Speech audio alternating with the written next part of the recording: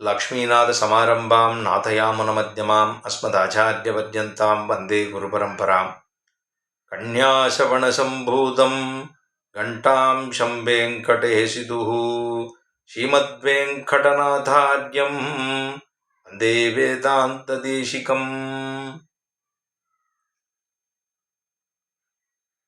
கன்னியாமாசம் புரட்டாசி மாசத்தே சிரவண திருநக்ஷத்திரத்தே அவதரித்தவர்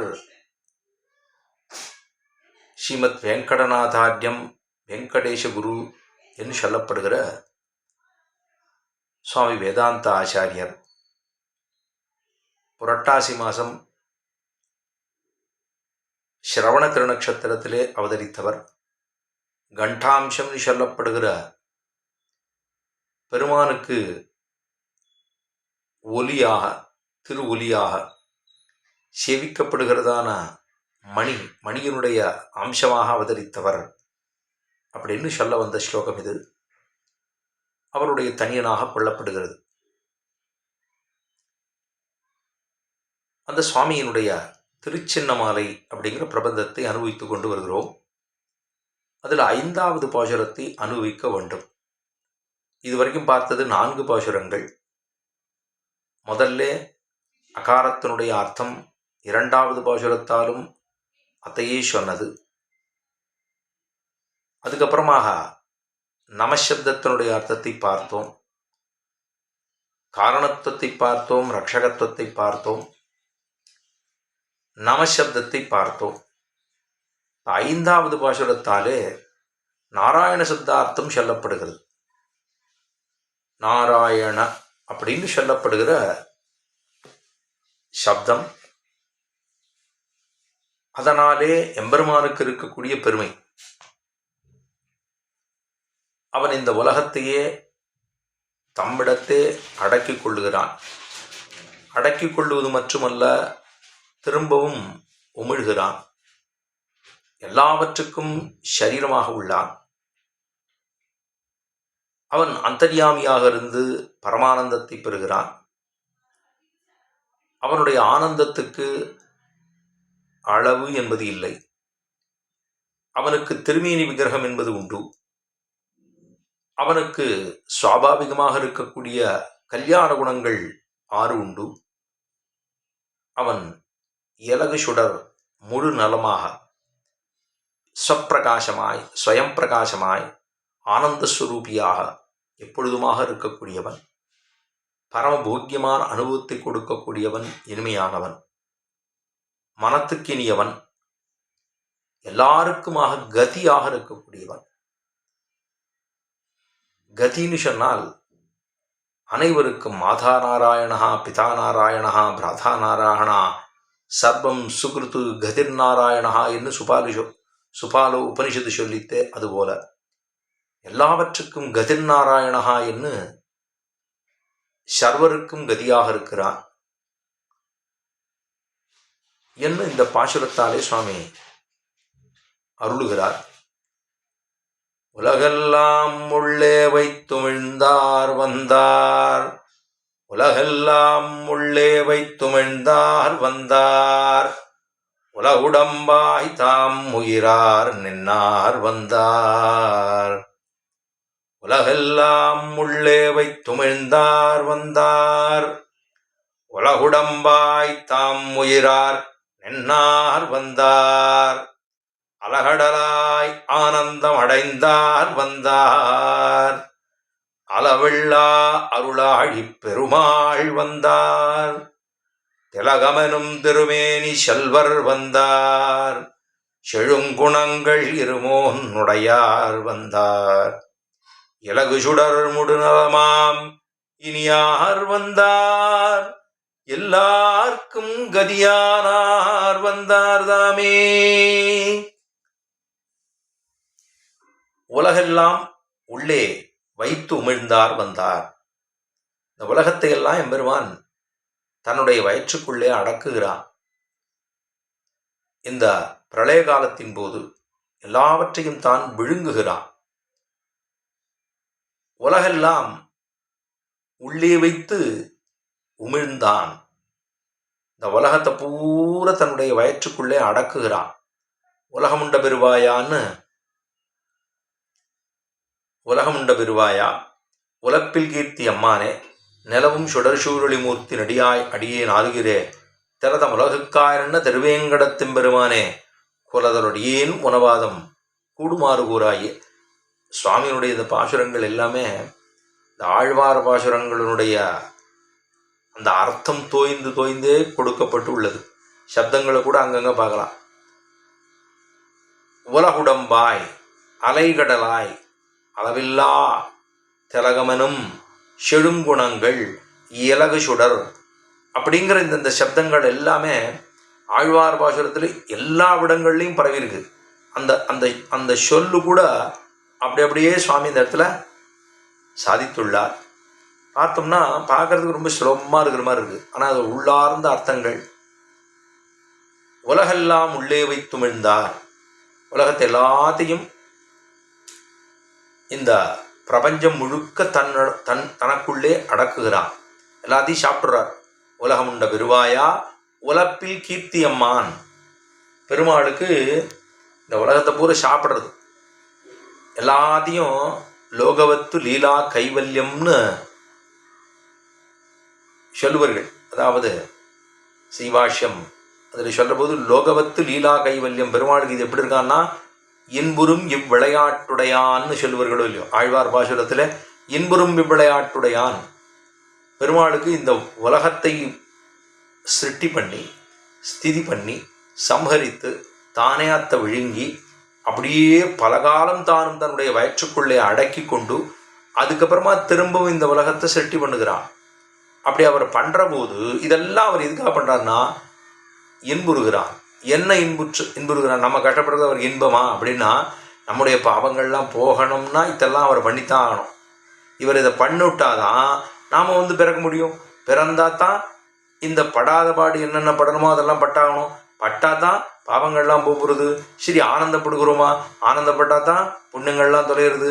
அப்போ புண்ணியமும் தொலைகிறது, பாவமும் தொலைகிறது, எம்பெருமானுடைய திருப்படிகளை கதியாக பெறுகிறோம் அப்படிங்கிறது. ததா வித்வான் புண்ணியபாபே விதுய நிரஞ்சன பரமம் சாமி உபைதின்னு உபனிஷத் வாக்கியமோ இல்லையோ. இந்த இடத்துல எம்பெருமான் எல்லாத்தையும் உலகத்தை முழுங்கினா தான் எல்லாத்தையும் அடக்கணும். தன்னுடைய ஈச்சுக்குள்ளே வயற்றுக்குள்ளே எல்லாத்தையும் அடக்கணும். இதுக்கு ஒரு திட்டாந்த சொல்லுவா, பெருமாள் ஏன் வெண்ணெயை சாப்பிட்டார் அப்படின்னு கேட்டால், இந்த உலகத்து வஸ்துக்கள்லாம் போகணும் இல்லையோ. போனோம்னா ஏன்னா அந்த தாயார் கர்ப்பவாசம் பண்ணுகிற பொழுது அவள் சில மிதமான ஆகாரமாக தான் சாப்பிடணும். ரொம்ப காரம், ரொம்ப புளிப்பு, ரொம்ப இனிப்பு, ரொம்ப துவர்ப்பு இப்படி சாப்பிட உள்ளுக்குள்ளே கர்ப்பம் இருக்கோ இல்லையோ, அதுக்கு மிதமாக இருக்கக்கூடிய வஸ்துக்களை தான் அவள் சாப்பிடணும். அதே போல் இந்த உலகத்தில் இருக்கக்கூடிய அத்தனை பதார்த்தங்களும் சித்தன்ன அச்சித்தன்ன அத்தனை வர்க்கங்களும் சேர்ந்து எம்பெருமானுடைய வயத்துக்குள்ளே அடங்க போகிறது. அப்போ அவனுடைய வயிற்றுக்குள்ளே அடங்க போகிறதுன்னா அதுக்கு ஒரு பேஸு. அந்த ஆகாரம் இவன் சாப்பிட்டது எப்படி இருக்கணும்னா மிதமாக இருக்கணும். வெண்ணெய் அப்படி தானே இருக்குது, அது குழகுழன்னு இருக்குது. அதுக்கு ஏதாவது இனிப்பு உண்டா, கசப்பு உண்டா, புளிப்பு உண்டா, துவர்ப்பு உண்டா, எதுவுமே இல்லையோ. அது ஒரு மிதமான ஆகாரம் இல்லையோ. அது குழகுழன்னு இருக்குது. அது அது அது அமுது பண்ணும்போதே சடக்குன்னு உள்ள போடும்.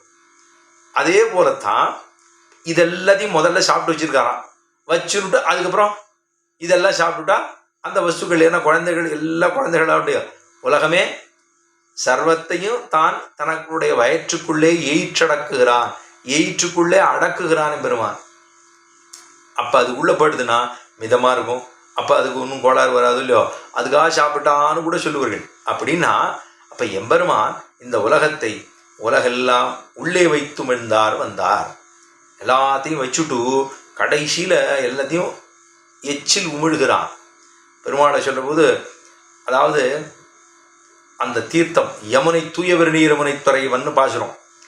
அந்த பாசுரத்தில் வியாக்கியானம் பண்ணும்போது தூய வெறுநீர்னு அதுக்கு தூய்மை எனப்படுவது யாது?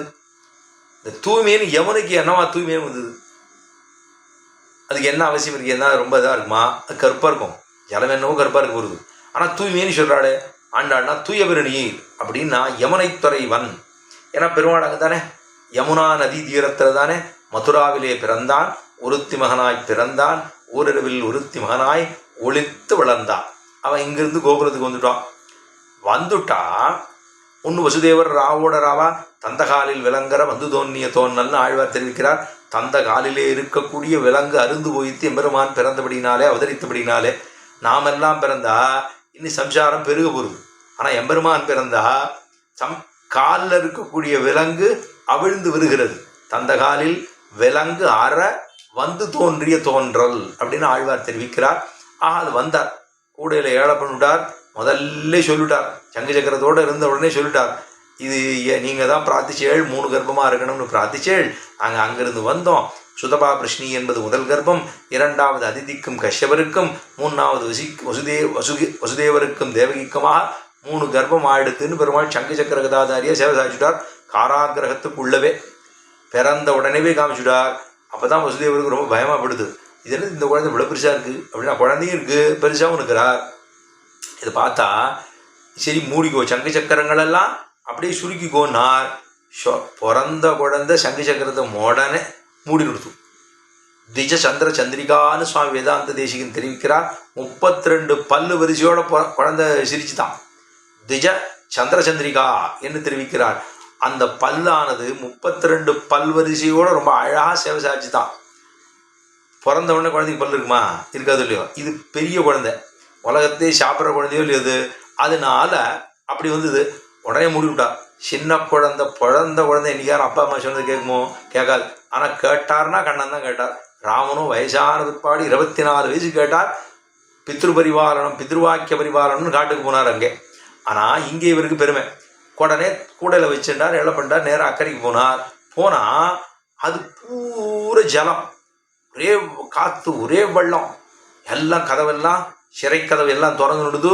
தந்த காலில் இருந்த விலங்கு அருந்து போச்சு. எடுத்துட்டார், குழந்தை எடுத்து அது மேலே வச்சா தலைக்கு மேலே ஏழை பண்ணிட்டார். நேராக புறப்பட்டார். இங்கே வாகனம் கூட தான் அவருக்கு. பெருமாளுக்கு முதல் வாகனம் அப்படின்னா கூடையில் ஏழை பண்ணிட்டு போனால் முதல் வாகனம் கூட வாகனம். அதில் ஏழை பண்ணிட்டார். நேராக இங்கேருந்து போனால் யமுனையில் அப்படியே காற்றுனா காற்று, புயல்னா புயல், மழைன்னா மழை அடிக்கிறது. அடித்தா அப்படி ஜலம் மேலே வருது. அவருக்காக அவர் உள்ளே இறங்குறார். இறங்கி போனால் இன்றைக்கி நம்ம சேர்க்கிறோம் இல்லையோ, மதுரா இந்த பக்கம் இருக்கும், இந்த பக்கத்துலேருந்து தேசிய நெடுஞ்சாலை இன்னண்டையிலேருந்து அன்னடை போகணும். அன்னடைக்கு போகிறதுக்குள்ள இந்த தேசிய நெடுஞ்சாலையை தாண்டி என்னடை வரணும். வந்தாக்க ஒரு பெரிய பாலம் யமுனா அப்படின்னு பார்க்குறோமோ இல்லையோ, சேவிக்கிறோம். அப்போ அந்த யமுனையை தாண்டி அன்னடை போனோம்னா அங்கே தான் கோகுலம். அங்கே போய் சேரணும், கொண்டை விடணும். இவர் குறுக்க வரார், ஜலம் கூடப்படுது. அப்போ ஏறிண்டே இருக்குது. இவருக்காக பயம் வந்துருக்கு. குழந்தைய தலை மேலே வச்சுட்டு இருக்குமே, என்ன ஆகும் தெரியலையே அப்படின்னு மேலே போயிட்டே இருக்குது. பெருமானுடைய திருவடி இப்படி கீழே தொங்குறது, கூடையிலேருந்து வெளியில் தொங்குறதான். அந்த திருவடியை ஸ்பரிசிக்க வேண்டும் என்ன இந்த யமுனைக்கு ஆசை. மேலே ஏறிட்டு பெருமானுடைய திருவடியில் அப்படி ஒரு ஸ்பரிசிச்சுட்டு சர்ன்னு கீழே இறங்குது. இவர் பயந்து விட்டார். என்ன நடக்கிறதோ எது நடக்கிறதோ தெரியலையே அப்படின்னு நினைத்தார். இந்த திருவடிகளை இந்த யமுனையானது வந்து தொட்டது, திருவடியை அப்படியே ஸ்பரிசித்தது, கீழிறங்கித்து. இதனால தூயவர் நீர் யமுனை துறைவன்னு சொல்லலாம், தூயவர் நீர் யமுனைன்னு சொல்லலாம். மற்றொன்று, எம்பெருமான் தான் ஜலக்கிரீடை பண்ணுகிறான். எல்லாரோடையும் சேர்ந்து பெருமாள் அப்படியே ஜலக்கிரீடை பண்ணுறான். எல்லா குழந்தைகளோட சேர்ந்து உள்ளுக்குள்ள யமுனையில் கூத்தடிக்கிறார். காளியம் நட்டம் பாய்ந்துன்னு எல்லா விதமாக பண்ணிட்டுருக்கார். அப்போது வாயில் ஜலத்தை எடுத்து கொப்பளிப்பறான். அப்படி வாய்க்குள்ளே எல்லாருமே குளிக்கிற போது வாயில் கொஞ்சம் ஜலத்தை எடுத்துக்கிற போது எடுத்துட்டு அப்படி கொப்பளிப்பறான். கொப்பளிச்சா அது அப்படி பிச்சுக்கின்னு விழுதோ இல்லையோ அப்படின்னு அப்படி விழுந்தவொடனே பக்கத்தில் இருக்கிறவா எல்லாரும் இருக்கா. இது கண்ணன் எம்பெருமான் சர்வேஸ்வரன் கீழே வந்திருக்காங்கிறதுலாம் அவளுக்கு ஒன்றுமே தெரியாது. ஆனால் பெருமாள் இந்த தீர்த்தத்தை தன்னுடைய வாய்க்குள்ளே போயிட்டு அதராமிர்தத்தோடு சேர்ந்து கீழே வந்து விழுந்தா அப்போ ஒரு தூய்மை ஏற்படுது. ஏன்னா பெருமாள் திருவாராதனம் மட்டும் இல்லையோ, திருவாரூரம் அர்க்கியம் சமர்ப்பயாமி ஒரு தரம், அதுக்கப்புறம் சுத்தத்தை சோதிச்சுப்போம். 2வது பாத்தியம் சமர்ப்பயாமி, 2வது திருவடியை சோதிக்கிறோம், 2 தரம் சேர்ப்போம். அதுக்கப்புறம் சுத்தோதத்தை துவச்சிப்போம். திரும்ப அர்க்கியம் சமர்ப்பயாமி ஒரு தரம் சேர்க்கிறோம், திரும்ப சுத்தோதத்தை சேர்ப்போம். திரும்ப ஆச்சமனியம் சமர்ப்பயாமி 3 தரம். முதல்ல அர்க்கியம் என்னும் கைகளை சுத்தி பண்ணிவிட்டு பெருமானுக்கு பாத்தியம் என்னும் திருப்பாதங்களை சுத்தி செய்துவிட்டு திரும்ப அர்க்கியத்தை எடுத்து சோதித்து விட்டு 3வது வாய்க்கு பிடிக்கிறது ஆச்சமனியம்.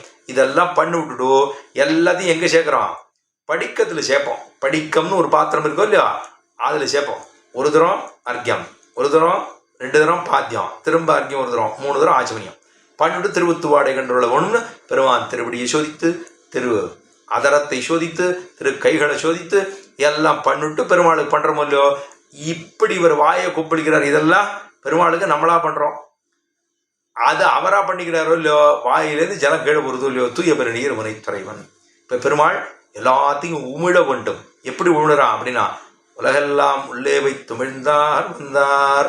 ஆக உலகெல்லாத்தையும் தன்னுடைய வயத்துக்குள்ளே அடக்கி எஞ்சாமல் வயிற்றடக்கின்னு உள்ளுக்குள்ள வச்சுட்டு திரும்ப உமிழ்கிறான் பெருமான்.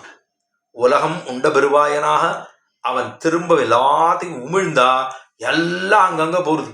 சித்தன்ன அச்சித்தன்னு எல்லா வர்க்கங்களும் தனித்தனியா போகுது. ஏன்னா விஸ்வரூப தரிசனத்திலையும் பெருமான் காமிக்கும் போது உலகத்தில் இருக்கக்கூடிய நல்லதென்ன தீயதென்ன எல்லாம் சேர்ந்து எம்பெருமானுடைய திருமேனியில் உள்ளது. நல்குறவும் செல்வம், நரகம் சிவர்க்கமுமாய், வெல்வகையும் நட்பும், விடமும் அமுதமுமாய், பல்வகையும் பறந்த பெருமான்னு ஆழ்வார் திருவண்ணகருக்காக நம்மாழ்வாருடைய பாசுரம். ஆக எல்லாத்தையும் சேர்த்தெடுத்து கொண்டிருக்கிறான் எம்பெருமான். உலகத்தை உமிழ்கிறான். ஒரு பதார்த்தம் இந்த உலகத்துல இருக்க முடியாது. எல்லாம் பெருமாள் விழுங்கின போது அத்தனை உள்ளுக்குள்ள போகணும். இல்லைன்னா இங்க இருந்தா இது எப்படி உஜ்ஜீவிக்கிறது வழியே இல்லையோ. எல்லாம் சேர்ந்து நான் முந்தி நீ முந்தின்னு உள்ள போனோம். எல்லாம் உள்ள போகணும். பிரம்மா தொடக்கமாக அப்படி சொல்லிட்டேன்னா வேற யாரையும் சொல்றதுக்கு அவசியமே இல்லை. இப்போ இவர் மருத்துவம் படிச்சுருக்கார் அப்படின்னு சொன்னேன்னா 12ஆம் வகுப்பு படித்திருந்தார் அப்படின்னு சொல்றதுக்கு அவசியமே இல்லையோ. அதே போலத்தான் எல்லாம் பிரம்மா உள்ள போயிட்டாருன்னு சொன்னா அனைத்து ஜீவராசிகளும் உள்ளே செல்லாக வேண்டும். கம்பல்ஷன் போயே ஆகணும், வேற வழி கிடையாது. அது ஃபோர்ஸ்ன்னு வச்சுக்கோங்கோ, கம்பல்ஷன் வச்சுக்கோங்கோ, என்ன வேணா ஆட்டம். ஆனா இப்படிதான் சொல்லியிருக்கு. ஏகோகவை நாராயண ஆசீது ந பிரம்மா நீஷானகா நேமேத்யாவா பிரதிவீன நட்சத்திராணின்னு மகோபனிஷத் சொல்லுகிறது. ஏகோகவை நாராயண ஆசீது, ஏகோகவை நாராயண ஆசி, நாராயண ஆசீது, ஏகோகவை நாராயண ஆசீது. ஒருவன் இருந்தான், ஏகோகவை நாராயண ஆசி, ஒருவனே இருந்தான். ந பிரம்மா, பிரம்மா இல்லை. நீஷானகா, ஈசன் இல்லை. நட்சத்திராணி, கோள்களோ நட்சத்திரங்களோ ஏதும் இல்லாத அன்னு. ஏகோகவை நாராயண ஆசீது ந பிரம்மா நீஷானகா நேமேத்யாபா பிரதிவீன நட்சத்திராணி. பிருத்திவி இருந்ததா? இல்லை. நட்சத்திரங்கள் இருந்ததா? இல்லை. கோள்கள் இருந்ததா? இல்லை. பஞ்சபூதங்கள் எதுவும் இல்லாத அன்னு. ஆழ்வார் அப்படியே நேர சொன்னார். 4ஆம் 10 திருவாய்மொழியிலே திருக்குருகூருக்காக மங்களாசாசன நம்மாழ்வாருடையது. ஒன்னும் தேவும் உலகம் உயிரும் மத்தும் யாதுமில்லாவன்னு ஏகோகவை நாராயண ஆசீது ந பிரம்மா நீஷானார். அங்கே உபனிஷத் சொல்லித்து ஆழ்வார் சொல்றார், ஒன்னும் தேவும் உலகம் உயிரும் மத்தும் யாதுமில்லா அன்னு. அந்த பிரளய காலத்திலே யாதுமில்லாவன்னு நான்முகன் தன்னோடு தேவருலகோடு உயிர் படைத்தான். நான்முகன் தன்னோடு அயனை வைத்துக்கொண்டு பிரம்மாவை வைத்துக்கொண்டு நான்முகன் தன்னோடு தேவருலகோடு உயிர் படைத்தான். இந்த உலகத்தையே படைக்கிறான், உலகத்தையே படைக்கிறான். நான்முகன் தன்னோடு தேவருள். நான்முகனை மட்டும்தான் சொல்லியிருக்காருங்க, வேற யாரையும் சொல்லவே இல்லை. அவர் தான் அதுக்கப்புறம் ஒவ்வொருத்தரா படைக்கிறார். நான்முகன் தன்னோடு தேவருலகோடு உயிர் படைத்தான். மூவுலகு படைத்த எந்தைன்னு ஆழ்வாருடைய பாஷையில் ஒரு திருவாசகத்தில் இருக்கு. மூவுலகு படைத்த எந்தை அப்படின்னு வரும். மூவுலகு படைத்தவன் எம்பெருமான் ஒன்னா படைக்கிறார். மேற்கொண்டு படைக்கப்படுகிறது படைக்கப்படுகிறது படைக்கப்படுகிறது படைச்சுட்டே இருக்கார். அதுக்கப்புறம் பிரம்மாவிட்ட கொடுத்துடுறார், நீர் பார்த்துக்கோ. அத்தாரிட்டி அவர் தான், படைக்கிறதுக்கு அத்தாரிட்டி அவர் தான். அவர்கிட்ட கொடுத்துட்டார். 4 வேதத்தை நீ சொல்லிகிட்டே இருக்கணும், உச்சரிச்சுட்டே இருக்கணும், சொல்லிகிட்டே இருக்கணும் அப்படின்னு கொடுத்துட்டார். படைத்து உலகெல்லாம் படைத்தான். அப்படி இருக்கிறத விட்டுட்டு நீங்கள்லாம் நின்ன ஆதித்தெய்வம் நின்ன ஆதிப்பிரான் நிற்க மத்த தெய்வம் நாடுதிரே அப்படின்னு ஆழ்வாருக்கு ரொம்ப வருத்தம். அப்ப ஒருத்தன் நிற்கிறானே, நின்ன ஆதித்தெய்வன் நான்முகன் தன்னோடு தேவரலகோடு உயிர் படைத்தான்.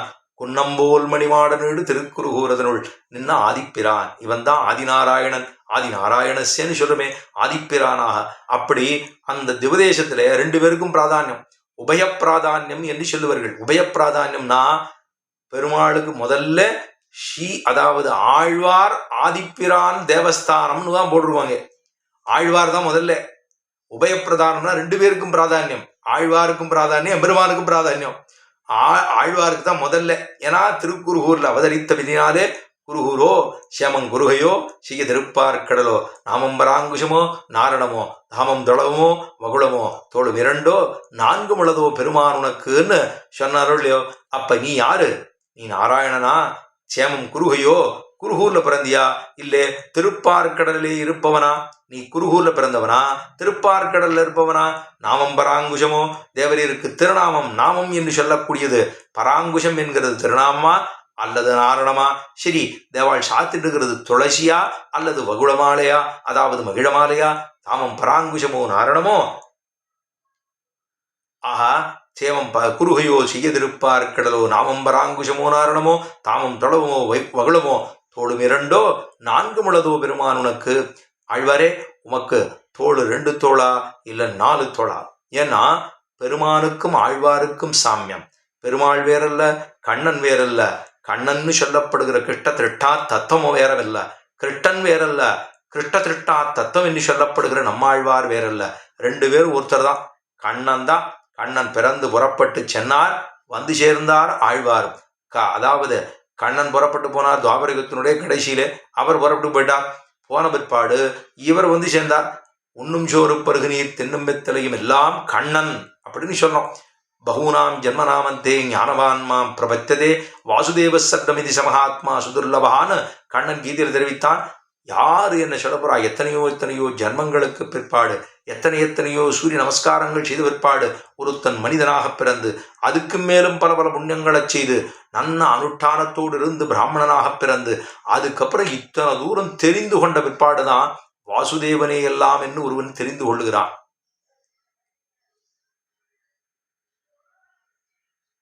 பகுனாம் ஜென்மநாமந்தே ஞானவான்மாம் பிரபத்தியதே வாசுதேவ சர்வமிதி.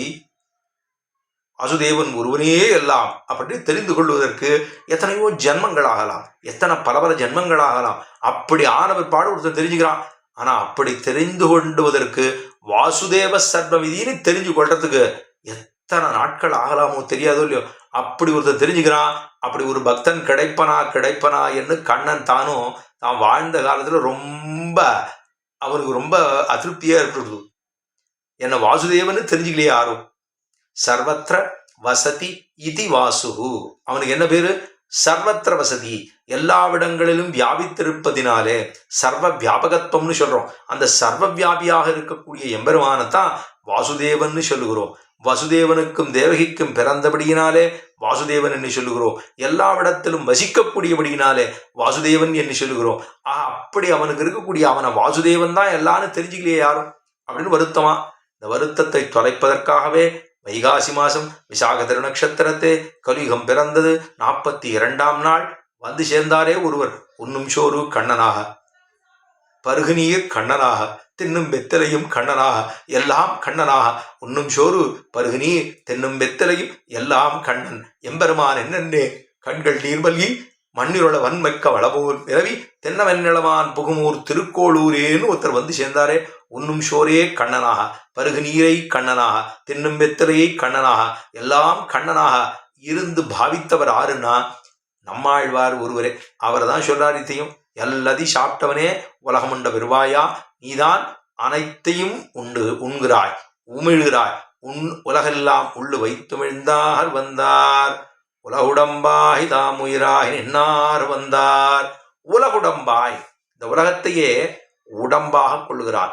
சர்வத்துக்கும் ஷரீரியாக இருக்கக்கூடியவர். இந்த உலகத்தையே ஷரீரியாக, எல்லாத்தையும் ஷரீரினா இந்த உலகத்தில் இருக்கக்கூடிய அத்தனை வஸ்துக்களுக்கும் இருப்பிடமாக எல்லாத்தையும் தன்னுடைய சரீரம். எல்லாம் பெருமாளுக்கு சரீரம் தான். நம்ம எல்லாருமே ஒருத்தரும் சரீரம் தான். ஆனா நம்ம சரீரத்தில் இருக்க கையும் காலம் நம்ம சொல்றதை கேட்கலன்னு நமக்கு எவ்வளவு கோபம் வரும், நம்ம மேலே ரொம்ப வெறுப்பு வரும்.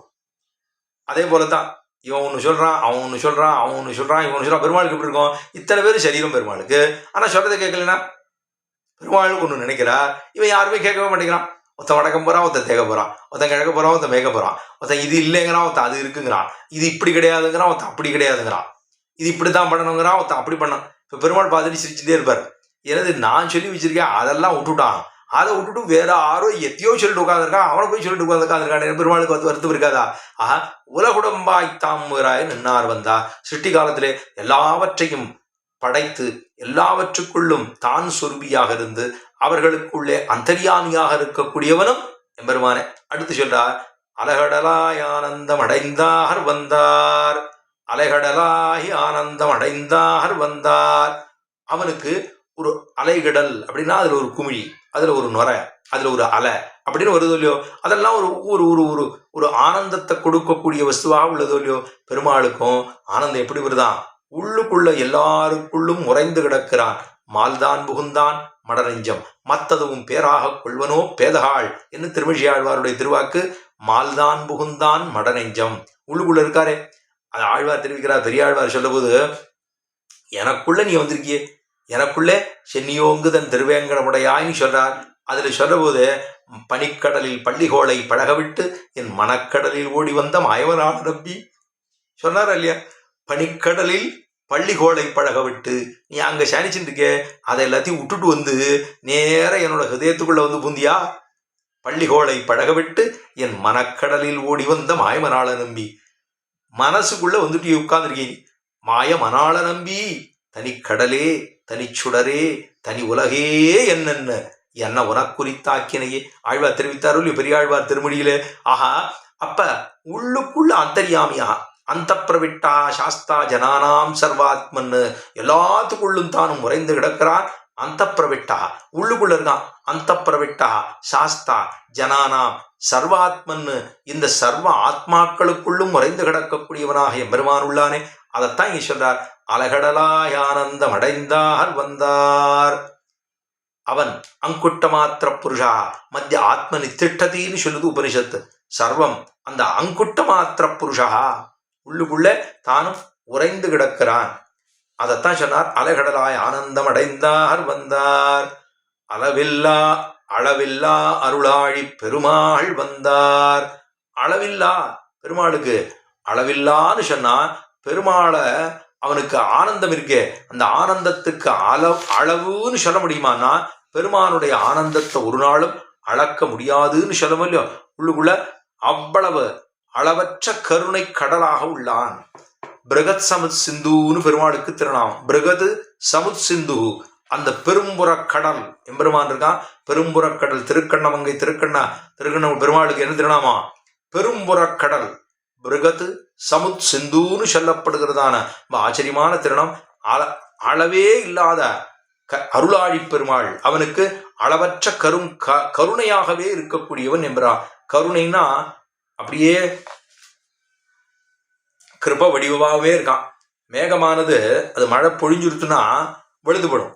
ஆனா பெருமாள் ஒரு நாளும் வெளுக்கவே மாட்டார், எப்போதும் கருப்பாத்தான் இருப்பார். ஏன்னா அவருக்கு கிருப கூடவே இருந்துட்டே இருக்கும் இல்லையோ. அதனால அவர் ஒரு நாளும் தனியா வெளுத்து போறதுங்கிறது கிடையாது. அளவில்லாதவன், அளவத்த கருணை கடலாக இருக்கக்கூடியவன் எம்பெருமான். அவர் வந்தார் என்ன நிலேஷனார். திலகமெனும் திருமேனி செல்வர் வந்தார். திலகமெனும் திருமேனி செல்வர். பெருமானுக்குத்தான் விக்கிரகம் உண்டு, பெருமானுக்கு தான் திருமேனி உண்டு. வேற பெருமானுக்கு விக்கிரகம் உண்டா திருமேனி உண்டா இல்லையாங்கிறது ஒன்று இருக்கும் இல்லையோ. அதனாலதான் முதல் பாசுரமே உயர்வர உயர்நலமுடையவன் எவனவன் மயர்வர மதிநலம் அருளினன் எவனவன் அயர்வரும் அமர்கள் அதிபதி கூறத்தாழ்வான் சொல்லுவனா. மித்த சம்பிரதாயத்துல கழுத்துல போட்டு அப்படியே அந்த மடற்ற முறுக்கிற அளவுக்கு தான் ஆழ்வாருடைய பாசுரம் இருக்கு. ஏன்னா பிரம்மம் நிர்குணம் அப்படின்னு சொல்லுவாரை அப்படியே கழுத்துல மிடத்துல ஒரு பிடி போடுற மாதிரின்னா இருக்கு ஆழ்வார் பாசுரம். உயர்வர உயர் நலமுடையவன் எவனவன் அப்படின்னா அனந்தமான கல்யாண குணங்களுக்கே உறைவிடமாக இருக்கக்கூடியவன் சொல்லிருக்காளோ இல்லையோ. திலகமெனும் திருமேனி செல்வர் வந்தார். திலகமெனும் திருமேனி செல்வர் வந்தார். அவர் எப்படி இருக்கிறான்? திலகமாக, அவருக்கு ரொம்ப உயர்ந்ததான திருமேனி படைத்தவனாக உள்ளான். திருமேனிங்கிறது நம்மளுக்கு விபூதி என்பது உண்டு. நம்ம சம்பிரதாயத்துல விசிஷ்டாத்வைதத்திலே விபூதி உண்டு. சுவாமி என்ன சொல்லி? நமக்கு லிங்கமும் உண்டு. என்ன சொல்லி? லிங்கமும் உண்டு. அதே போல விபூதி உண்டு, லிங்கம் உண்டு, பெருமானுடைய திருமேனியும் உண்டு. இது மூணுமே நமக்கு உண்டு. அதனாலதான் விசிஷ்ட அத்வைதம். அத்வைதம் தான், ஆனா விசிஷ்ட அத்வைதம்னா இவையெல்லாவற்றோடும் சேர்ந்திருக்கக்கூடிய அத்வைதம். விசிஷ்ட அப்படின்னா எல்லாத்தோடையும் சேர்ந்துருக்கு. என்ன சேர்ந்திருக்கு? அவனுக்கு விபூதி உண்டு, சொத்து உண்டு. என்ன சொத்து? லீலா விபூதிங்கிற சொத்தும் நித்தியமான விபூதி என்கிற சொத்து 2 சொத்து உண்டு எம்பெருமானுக்கு. உபய விபூதிநாதன் பெருமாளுக்கு பேரு. வைகுண்டநாதன் சொன்னமே தவிர உபய விபூதிநாதன் சொல்லுவா. இந்த உபயம் இங்க இருக்கக்கூடிய லீலா விபூதி என்ன, அங்க இருக்கக்கூடிய நித்தியமான விபூதி என்ன, இந்த 2 விபூதியையும் படைத்தவன் எம்பெருமான். படைத்தவன்னா கொண்டவன், அது தனக்கு சொத்தாக இருக்கக்கூடியவன். அவனிடத்துல இல்லாததான் என்ன கேட்கலாம். இது ஒண்ணும். 2வது பெருமானுக்கு விபூதி, அதுதான் உபய விபூதின்னு சொன்னேன். லிங்கம் உண்டு அப்படின்னா உபய வைசிஷ்ட லிங்கம் அப்படின்னா 2 விதமான அடையாளங்கள் எம்பெருமானுக்கு உண்டு. இந்த விபூதி உண்டு, அந்த விபூதி உண்டு. 2 உபய வைசிஷ்டியம், 2 விதமான விபூதியையும் கொண்டவன், அடையாளங்களை கொண்டவன். நமக்கு எல்லாருக்கும் சீவிட்டு வாழுக்கு அடையாளங்கள் உண்டு இல்லையோ. புறத்திலே ஒரு அடையாளம் உண்டு. புறம் அப்படின்னா உடம்புக்கு வெளியில இருக்கக்கூடிய அடையாளம் உண்டு. சீவைட்டவன் சொன்னா திருவன்காப்பு சாதித்துக்கிறது மட்டும் இல்லையோ இல்லையோ. அவன் எப்படி இருக்கணுமோ அதுவும் இருக்கும் இல்லையோ. இருக்கிறவளை பார்த்து ஏழமா பேசுறது, இருக்கிறவா ஏண்டே பேசுறது, அவளை பார்த்து கோளாறு சொல்றது, இது சீவைட்டவத்துவமா? நான் ஆசை பொண்ணுங்களை சாதிச்சுட்டு அது சொல்றதுல அது தவறு, அது செய்யக்கூடாது இல்லையோ. அவன் எப்படி இருக்கணும்? புறத்தாழ்வான போல அவரை சேவிக்கணும். முதல்ல இந்த ஆத்ம குணங்கள் எல்லாம் வரணும்னா புறத்தாழ்வான சேவிக்கணும். திருவரங்கத்திலே உள்ள தெற்கு வாசல் வழியாக நுழைந்த உடனே முதல் சந்நிதி, அதுக்காக தான் வச்சிருக்காளோ. புறத்தாழ்வான் சந்நிதி தான் முதல் சந்நிதி. முதல்ல ஆத்ம குணங்களை வளர்த்துக்கோ, அப்புறம் இருக்கட்டும். இருக்கவே இருக்கார் பெருமாள், உள்ளுக்குள்ள இருக்கார். இதை முதல்ல வளர்த்துக்கோனா இந்த ஆச்சாரியனை முதல்ல சேவிக்கணும். அவரை சேவிச்சிட்டோம்னா முக்குணங்களையும் அறுத்ததாக மொழியக் கடக்கும் பெரும்புகழான் வஞ்சமுக்குறும்பாம் குழியக் கடக்கும் நம் கூறத்தாழ்வான் சரண் கூடியவன் பழியக் கடக்கும் இராமானுஜன் புகழ் வாடியல்லா வழியக் கடத்தல் எமக்கினியாதும் வருத்தவன்னேன்னு திருவரங்க தமுதனார் சாதிக்கிறார்.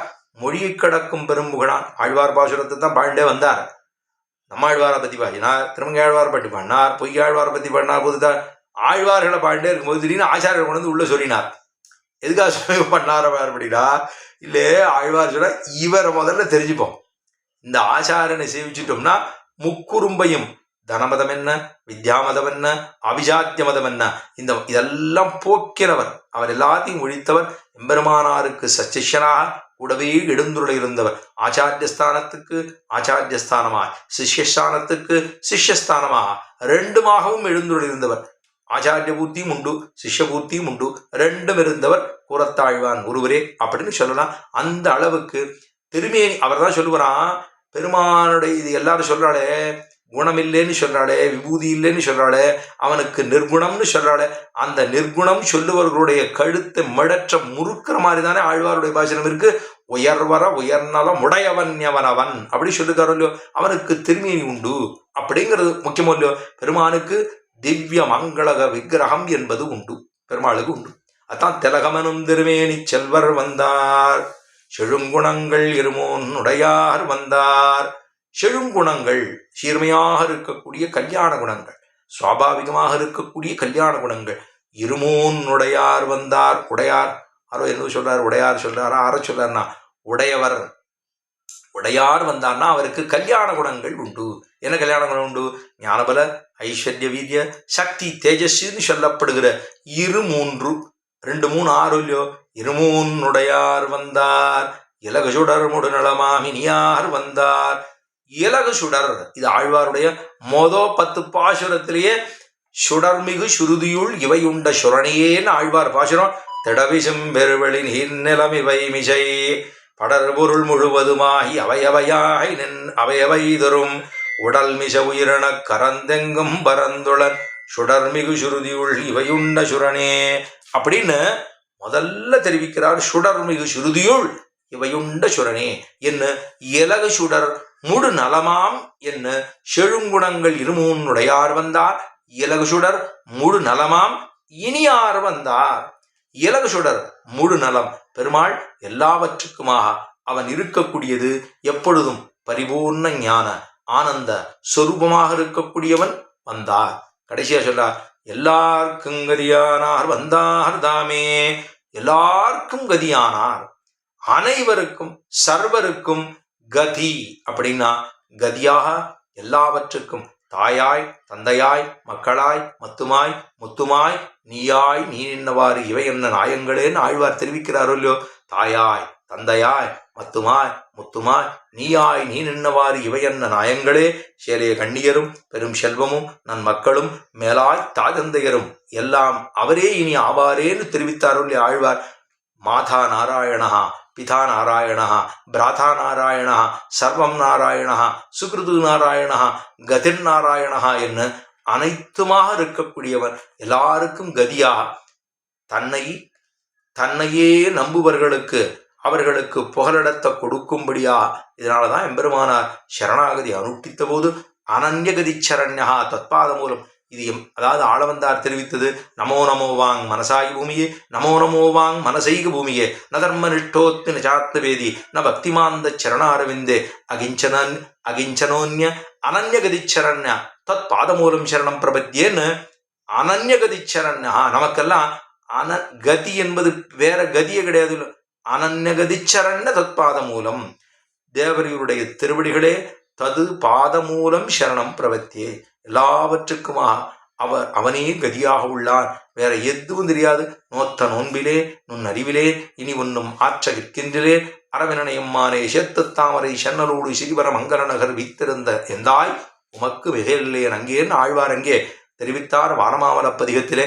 இங்கே ஆழ்வார் சொல்லுகிறார், எனக்கு தர்மம் தெரியவில்லை, கர்மயோகம் இல்லை, ஞான யோகம் இல்லை, பக்தி யோகம் இல்லை, குளித்து மூன்று அனலையோம் குறிகொள் அந்த நமதன்னை ஒளித்திட்டேன் என்கனில்லை நின்கனும் பத்தனில்லே என்று ஆழ்வார் தொடரடிப்புடி ஆழ்வார் தெரிவித்த வண்ணம் நம்மிடத்துல ஒன்றுமில்லை, கதியானா நீதான் என்று நம்முடைய அனன்ய கதித்துவத்தை வெளிப்படுத்தும்படியாகவும் எம்பெருமானே அனைவருக்கும் சரணமாகவும் தனதால் அடைந்தார்க்கெல்லாம் மரணமானால் வைகுந்தம் கொடுக்கும் பிறா.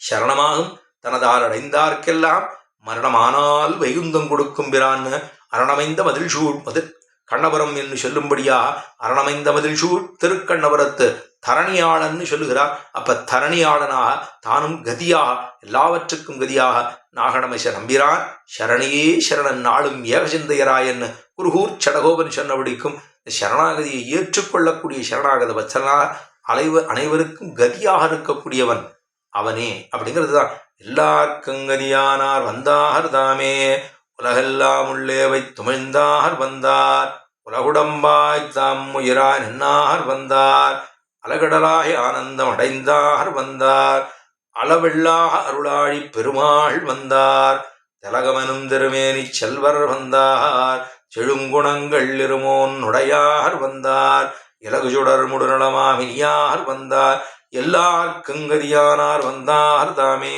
அப்படிங்கிற பாசுரத்தினுடைய அர்த்தத்தை அனுபவித்தோம். மேலே சொல்ல வேண்டிய அர்த்தங்களை அடுத்த நாள் விண்ணப்பம் பண்ணுகிறேன்.